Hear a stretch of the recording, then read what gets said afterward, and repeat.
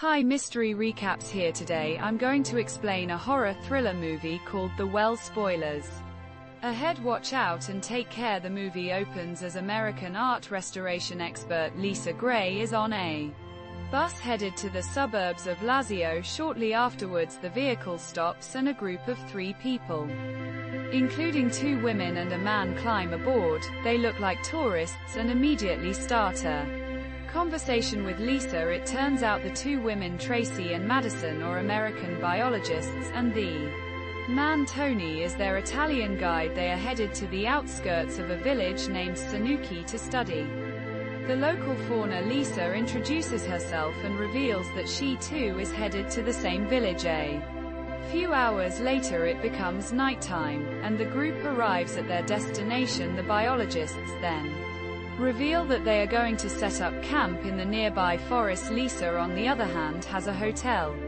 reservation not far off from the bus stop. They promise to meet each other a few days later before heading their separate ways. The next morning, Lisa is waiting at the bus stop outside her hotel when a handsome local man approaches her. He informs her that she will not find any buses in this area and asks where she is headed. Lisa replies that she is going to the Malvit mansion, and the young man offers to drop her there. Although she is slightly unnerved, Lisa accepts the offer and the duo heads to the location on foot. On the way, the young man introduces himself as Marcus, and Lisa shares her name as well. They soon reach the Malvit mansion, which is a grand old building with great historical importance. Marcus escorts her to the front door and before leaving mentions that he runs a pub nearby. He invites her to visit whenever she has free time, and then graciously takes his leave once she is inside the mansion. Lisa is warmly greeted by its owner, Mrs. Emma Fosa Malvit. She is a single mother who looks extremely young and fit despite her age. Emma quickly leads the American upstairs, where the painting that needs restoration is kept. Turns out, it was damaged in a fire and currently its surface is covered with a thick black charred residue. Lisa carefully assesses the painting and remarks that the whole process could require about a month, but upon hearing this, Emma suddenly changes her tone. She intimidatingly says that the restoration must be completed within 2 weeks.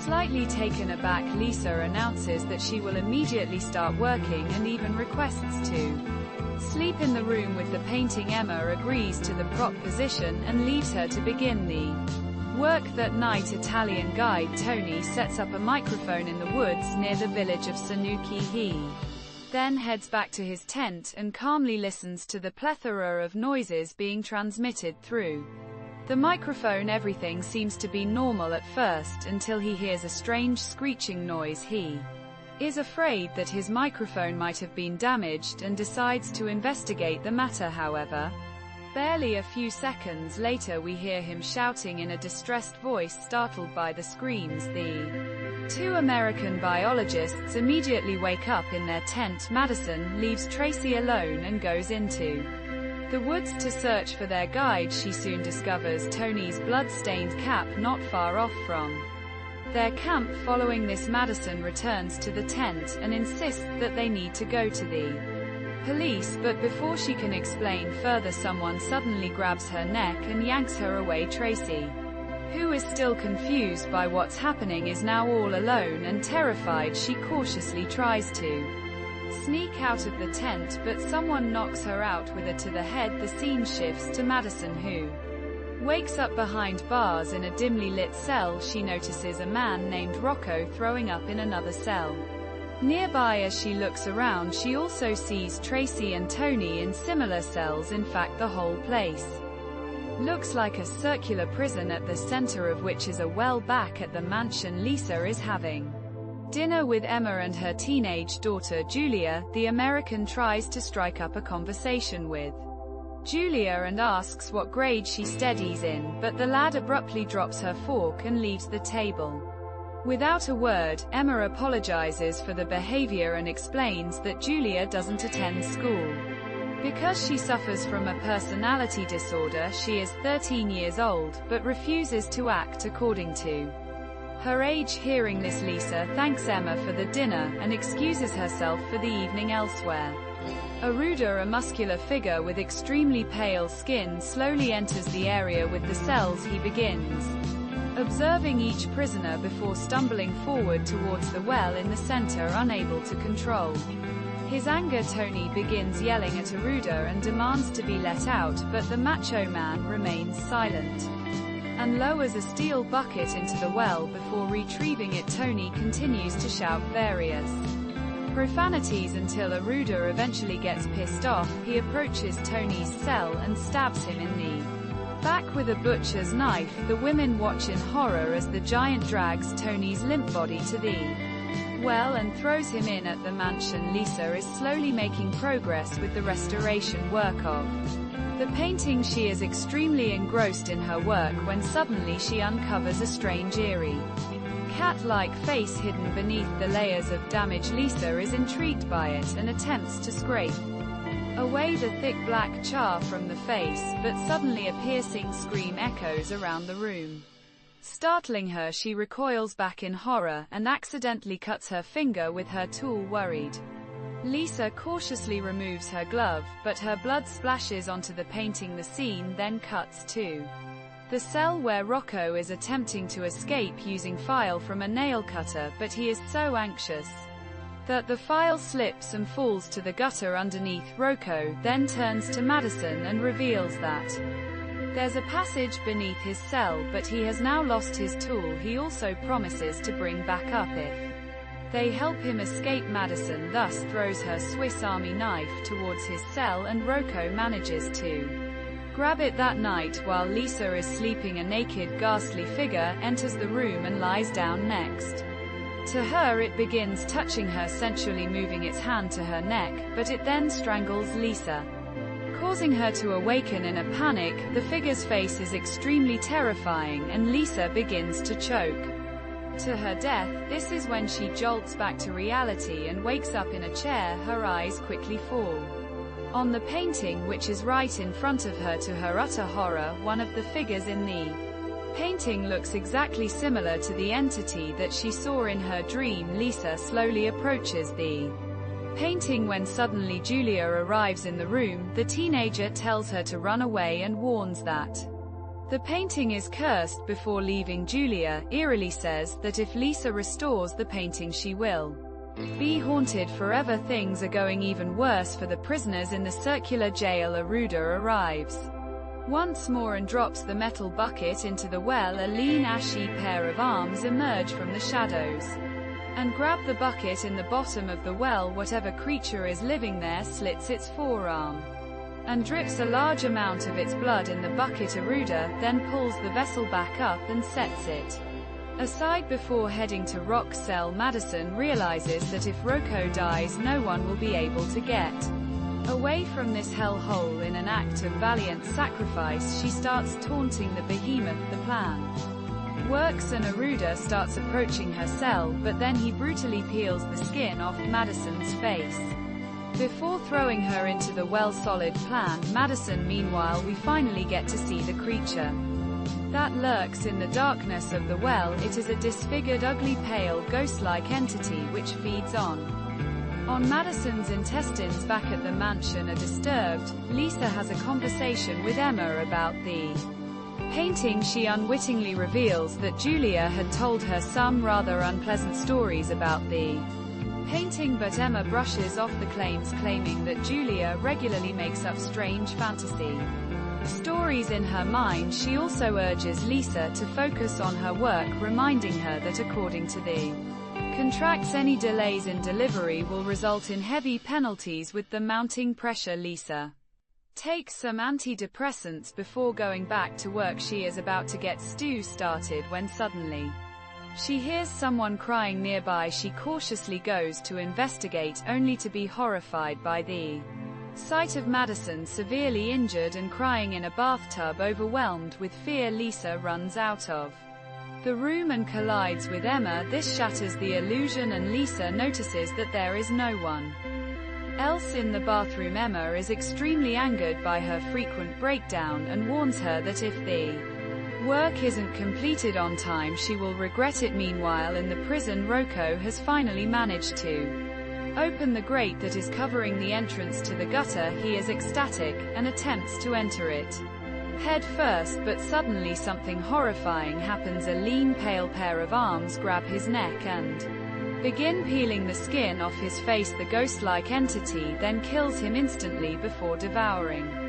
his flesh elsewhere. While Lisa is tirelessly working to finish the painting, she is visited once more by Julia. The teenager reveals that the painting was created in 1493 and depicts her mother performing a human sacrifice to summon a monstrous being named Goran. Once the monster appeared, Emma trapped it, and ever since has been using its blood to stay young. She adds that if the red moon shines on the painting before midnight, the curse will renew for another 500 years to prove her point. Julia then reveals details about the last 3 victims captured: 2 girls, 1 black and 1 with blonde hair, and a guy. The description matches exactly with the 3 tourists that Lisa had met on the bus. Julia then leads the American to the location where the prisoners are being held. As they approach, they see Aruda unlocking a door and descending into the basement, but right then Emma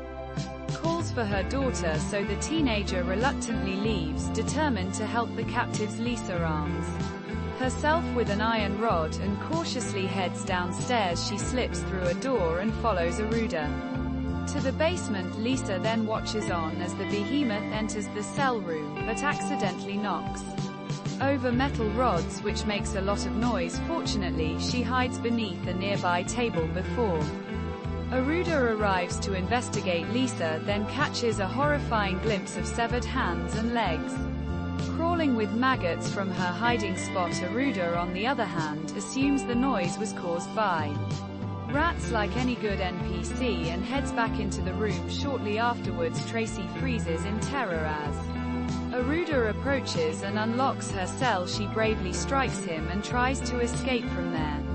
However, she stumbles on the stairs and ends up losing consciousness after a while. When Tracy wakes up, she finds Aruda standing over her with a red-hot knife. He presses it against her face, burning her skin without any remorse. Then he lifts Tracy up and slowly lowers her into the well. At this critical moment, Lisa uses the iron rod to smack Aruda's head from behind. The behemoth falls down and gets temporarily knocked out. Lai uses this opportunity to pull Tracy up from the well, and the 2 make a run for it. Meanwhile, Aruda slowly regains consciousness and surveys the scene. He notices the open passage in one of the cells along with Rocco's half-devoured body. To his utter horror, he realizes that the demon who was captured in the bottom of the well is now free. His fears are confirmed when he turns around and sees the ghost-like pale figure standing right in front of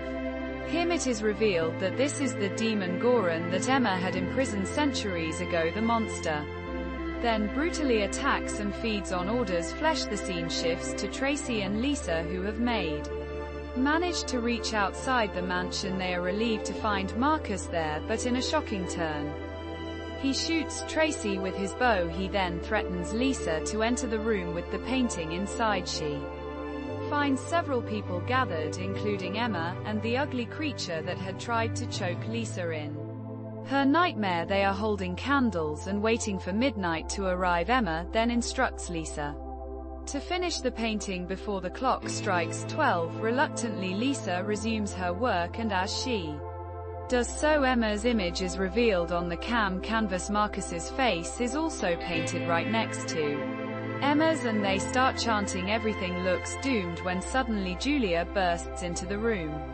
With a candle, she orders everyone to step back or she will set the painting on fire. The teenager then goes on a rant and accuses Emma of trapping her in a little girl's body for centuries. Her words expectedly enrage Emma and she commands Marcus to kill her, but before he can act, Lisa hurls the cleaning solvent onto Marcus's face. Upon seeing this, Emma lets a furious scream and shoots Lisa with an arrow. Just as Marcus moves to finish them off, moonlight floods the room. It touches everyone transforming them into their true aged forms. One by one they wither and curl up into balls of dried flesh. Lisa and Julia watch on in horror as Emma rapidly ages, crumbles into ashes and vanishes. Then Julia also begins to change, and we see that she is actually much older than the teenage body she was captured in. She bids farewell to Lisa before disintegrating into ash. Now all alone, Lisa, who has had an arrow in her abdomen, stumbles towards the door and tries to leave. Her exit is soon blocked by Goran, who heads straight for her. Lisa quickly slams the door shut, but the demon begins furiously pounding on it. Desperate, Lisa approaches the painting and starts scrubbing away the section containing the chant. Just as Goran breaks through the door, she begins reciting the chant from the paintings. Surprisingly, this causes the demon to let out a deafening scream, "Scam my name, AOR," before collapsing on the floor. The scene then shifts to 30 years later as Lisa is seen in the mansion.